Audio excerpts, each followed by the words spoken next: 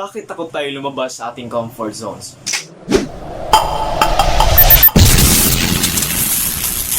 Sa mga palangga, many of us are actually not living the life we wanted for ourselves. Some of us are struggling in many ways, and it's kinda stressful. Now, in your 20s, 30s, 40s, or even 50s, you're still questioning yourself. Why am I still here? Like, alam mo na sa sarili mo na you're not supposed to be there. Parang gusto mong sabihin sa sarili mo na you need to go somewhere, you need to achieve this, you need to have this, you need to start. Pero again and again, there is this devilish thing behind your brain na nagsasuggest sa'yo na you have to lay your back safe and sound, you have to control your emotions, you have to limit your moves. So in the end, you will lose the race and you will not have any slice of pie for yourself.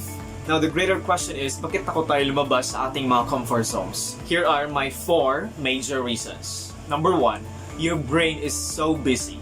You see, creating a change for yourself requires a lot of brain resources and brain energy. It means that you have to restructure your brain to adapt to the necessary changes that you wanted for yourself.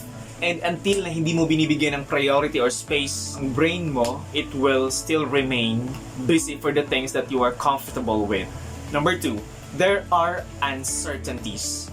It's a fact that when you go out, the world is unfamiliar. Your set of skills will be challenged, your brain will be forced to adjust. It'll gonna take a lot of things to do, mangangapa ka sa dilim.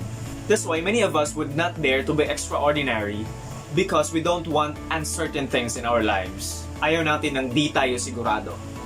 Ayaw natin na natatalo tayo. We need assurance. Pero the moment that we learn that failing is actually a learning process, we will not be afraid anymore to go out of our comfort zones. Number 3, you are afraid to fail. Human as we are, takot tayo na baka hindi mag-succeed. Diba? Nobody wants failure.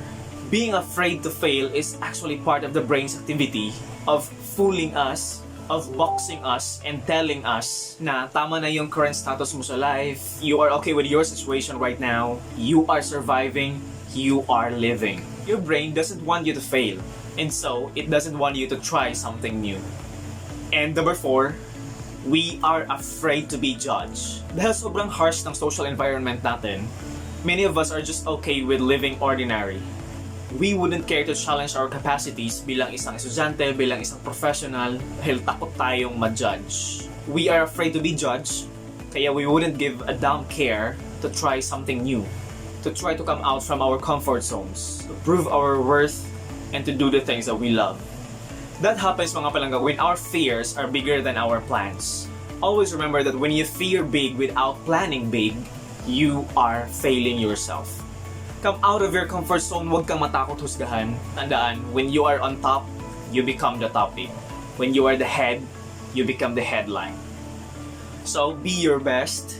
Your naysayers, toxic people around you, your haters will only take you down.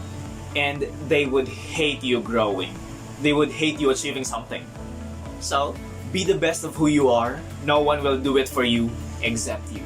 See you again on the next video.